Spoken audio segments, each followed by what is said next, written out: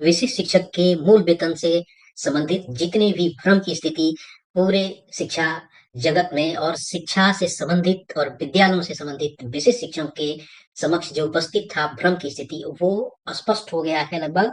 और ये स्पष्ट हो गया है कि आपके इंडेक्स के अनुसार आपको मिलेगा वेतन। तो इस वीडियो के माध्यम से हम जानेंगे कि वेतन के भ्रम कैसे स्पष्ट हो गए हैं कि और कैसे आपको आपका वेतन आप तक पहुंचेगा, आपका मूल वेतन क्या होगा। तो जी हाँ, इस वीडियो में इस पे बात करेंगे और आप तक वो सूचना पहुंचाएंगे। इस पूरे सेशन को आप ध्यान से देखिएगा और जितने भी पत्र आए हैं पूरे के पूरे पत्र अभी भ्रम की स्थिति में, कोई कुछ कहता है कोई कुछ कहता है। तो यह वीडियो आपके सामने है जो दिख रहा है पत्रांक 1993 और आज के डेट में है।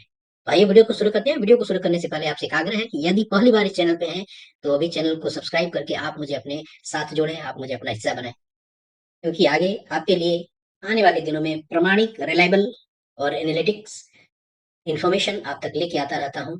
पीछे भी ऐसे है कि मैं कोई भ्रम की स्थिति और कथित स्थिति पे नहीं जाता हूँ। अगर कथित स्थिति है तो स्पष्ट कर देता हूँ। तो आप मुझे अपने साथ छोड़ें, आप अपनी खिदमत देने का मौका दें और अपने साथ जोड़कर चैनल को सब्सक्राइब करें। वीडियो के कंटेंट पसंद आते हैं तो लास्ट में लाइक जरूर कीजिएगा, लोगों के साथ शेयर कीजिएगा। नहीं लाइक किया, क्यों नहीं किया, आप मुझे जरूर आदेश दीजिए, मैं उस अनुसार सुधार जरूर करूंगा। खैर, आपके सामने कार्यालय दीक्षा शिक्षा पदाधिकारी पटना का है। जी हाँ, एक जिले का एक पत्र है। तो मैंने कहा आपसे कि स्थिति स्पष्ट हो गई। आप कहें कि ये तो एक जिला का पत्र है, तो जी हाँ, बिल्कुल एक जिला का पत्र है। लेकिन यह जानिए कि यह पटना जिला है, राज्य राजधानी है और शिक्षा के सारे जो कार्यालय है राज्य स्तरीय वो यही है, इसी जिले में है। तो पटना जिले से निकलने वाले जितने भी आदेश और निर्देश होते हैं वह एक मानक आदेश माने जाते हैं, क्योंकि यहाँ कोई भ्रम नहीं होता है। यहाँ जितने भी शिक्षा के राज्य स्तरीय जो आपको अधिकारी है, कर्मी है, यही उपलब्ध है।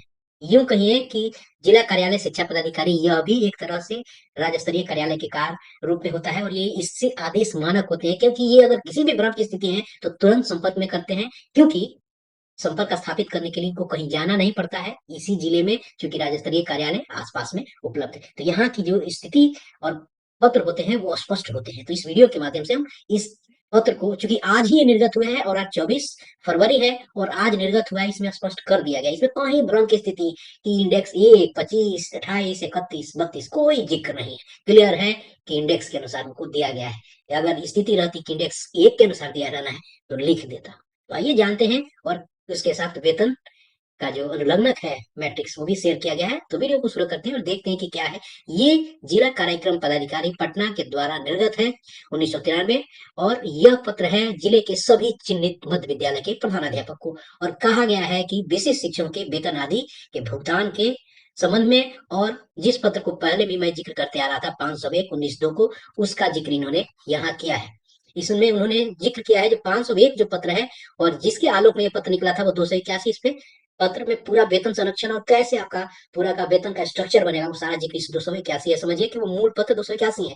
यहाँ इनके उस पत्र का जिक्र किया गया है और कहा गया है कि 281/23/25 के आलोक में विशिष्ट शिक्षकों के वेतन आदि भुगतान हेतु प्राण जनरेशन एवं HRMS पर ऑनबोर्डिंग के लिए आवश्यक कार्रवाई की जा रही है। इसी बीच प्रासंगिक पत्र की खंडिका 3, कौन से पत्र की, आपको 281 के पत्र की खंडिका 3 द्वारा स्पष्ट निर्देश है, ध्यान रखिएगा, स्पष्ट निर्देश है कि अविलंब विशिष्ट शिक्षकों को बिहार विद्यालय विशिष्ट शिक्षक नियमावली आपको 2023 में यथा निर्धारित मूल वेतन के आधार पर वेतन भुगतान अविलंब किया जाए।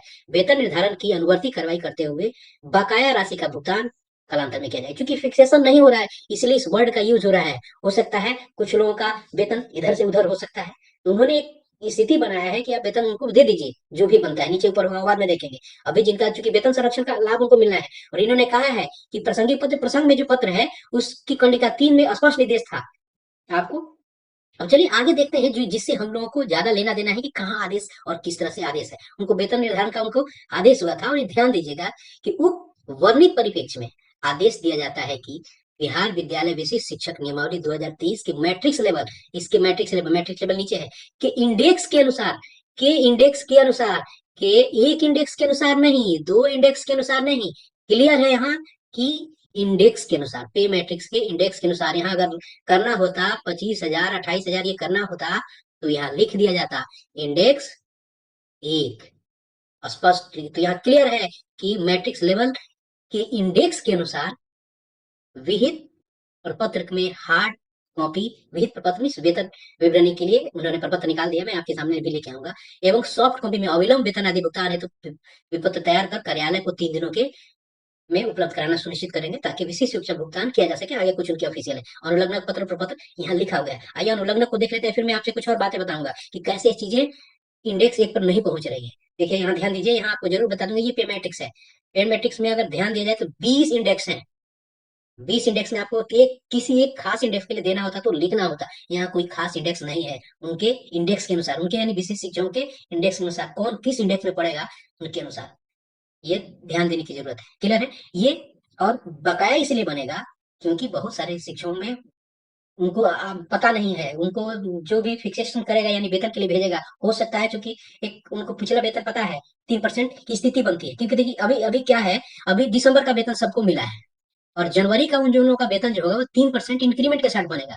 तो मान लीजिए किसी शिक्षक का अगर वेतन 28,140 है, 28,140 है और इसका पहले दिसंबर में कुछ और वेतन होगा, जनवरी के 1 तारीख को कुछ और वेतन होगा, तो 28,140 ये पिछले वाले की स्थिति पे हो सकता है वो डिसाइड कर दे 3% जनवरी में नियोजित शिक्षक को 3% बिना इंक्रीमेंट दिए दिसंबर वाले पे कर देंगे। इसलिए 3% इंक्रीमेंट जो आपको वार्षिक वेतन वृद्धि मिली है उसके आपको लिए सारी की सारी बातें आपको कही गई है कि आप दिसंबर में जो वेतन है इसी को लेकर आप बना दीजिए। 3% वाला बाद में देखते रहेंगे, ये बकाया आपको चला जाएगा। फिर से मैं आपको बता देता हूँ, दिसंबर में एक नियोजित शिक्षक को कुछ वेतन मिल रहे थे। मान लीजिए कोई एक शिक्षक है जिसको 27,710 रुपया मिल रहा था दिसंबर में, 3% इंक्रीमेंट मिलके इसको कुछ और मिलने लगेगा। मान लीजिए 28,000 कुछ 550 मिलने लगे, कोई हो सकता है वेतन में, उदाहरण के लिए बता रहा हूँ, एग्जैक्ट नहीं।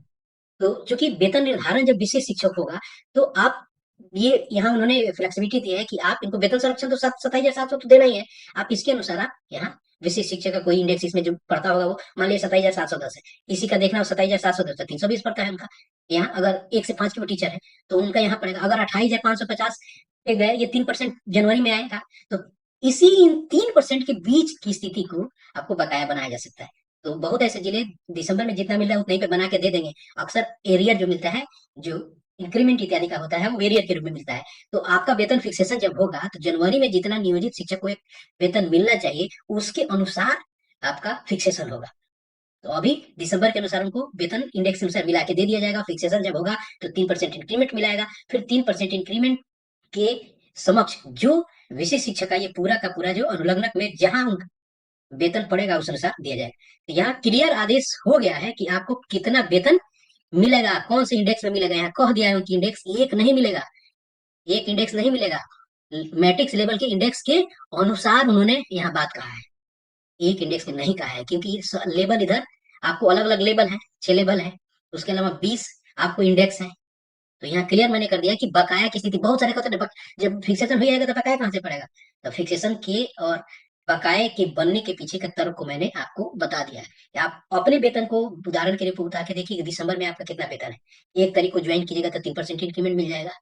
तो अभी विभाग ये करेगा कि दिसंबर में जितना आपको वेतन मिल रहा है उसके समक्ष यानी इसके समस्थानिक एक विशिष्ट शिक्षक के इंडेक्स में कितना वेतन आपका बनता है उसी को लेकर और उस पर डी इत्यादि करके आपका वेतन कैलकुलेट करेगा। तो बकाया की स्थिति यहाँ बन रही है क्योंकि आपको वेतन मिल रहा है, इसे शिक्षक का वेतन मिल रहा है दिसंबर के वेतन के अनुसार, क्योंकि संरक्षण आपको प्राप्त है, ये चिट्ठी भी वही कह रहा है। और बकाया बनेगा क्योंकि आपके दिसंबर के वेतन का निर्धारण के अनुसार विशेष शिक्षक वेतन इस महीने मिलना नहीं है, आपको वेतन का निर्धारण मिलना है जनवरी के अनुसार। क्योंकि जनवरी में नियोजित शिक्षक को 3% इंक्रीमेंट मिलता है, तो एक नियोजित शिक्षक का 3% इंक्रीमेंट को जोड़कर उसका एक बेसिक बनेगा, बेसिक बनेगा। और ये बेसिक जितना जनवरी में बेसिक होगा उतने पे आपको एक विशिष्ट शिक्षक के वेतन का निर्धारण होगा। तो विशिष्ट शिक्षक का वेतन का जब निर्धारण होगा तो इस जनवरी के अनुसार वेतन के निर्धारण पर मिले विशिष्ट शिक्षक को वेतन और जनवरी के वेतन के निर्धारण पे मिले विशिष्ट शिक्षक को वेतन, दोनों में अंतर आएगा। इसीलिए वो अंतर आएगा क्योंकि और क्यों अंतर आएगा वो ज्यादा होगा क्योंकि यहाँ अगर कम पे हुआ है तो यहाँ बिल्कुल 3% इंक्रीमेंट बढ़ेगा या 3% ज्यादा में मिलेगा, इसलिए ये बकाया की स्थिति बनेगी। तो क्लियर स्पष्ट हो गया है। इस जो पत्र आया है आपको, जो पटना के मानक पत्र माने जाते हैं क्योंकि वो जिला राज्य में स्थित है, तो यहाँ से क्लियर और स्पष्ट हो गया कि आपको कितना मिलने जा रहा है, वेतन आपका फिक्सेशन कितने पे होना चाहिए।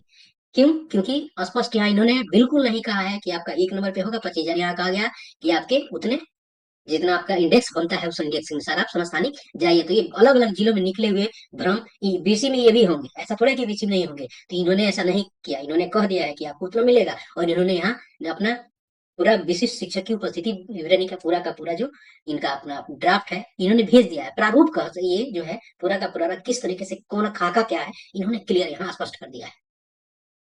क्योंकि एनपीएस का ही मामला बनता है, तो मैं पहले से आ रहा हूँ कि आपको अपने इंडेक्स के अनुसार नीचे नहीं जाएगा दिसंबर के अनुसार। यहाँ भी इन्होंने क्लियर कर दिया है। तो इस पत्र के अनुसार पटना के अनुसार चीजें स्पष्ट हो गई है और सारे जिलों को इसके अनुसार चीजों को काम करना चाहिए। मुझे लगता है कि ऐसा ही होना चाहिए क्योंकि पटना जिले का पत्र मानक होता है। तो इस वीडियो में इतना है। मेरा प्रयास है कि आप तक अपडेटेड इन्फॉर्मेशन पहुंचे। तो मिलते हैं जल्दी ही नई इन्फॉर्मेशन के साथ और इसी के तरह आपको ब्रेकिंग अपडेट के साथ। तब तक ख्याल रखें। जय हिंद।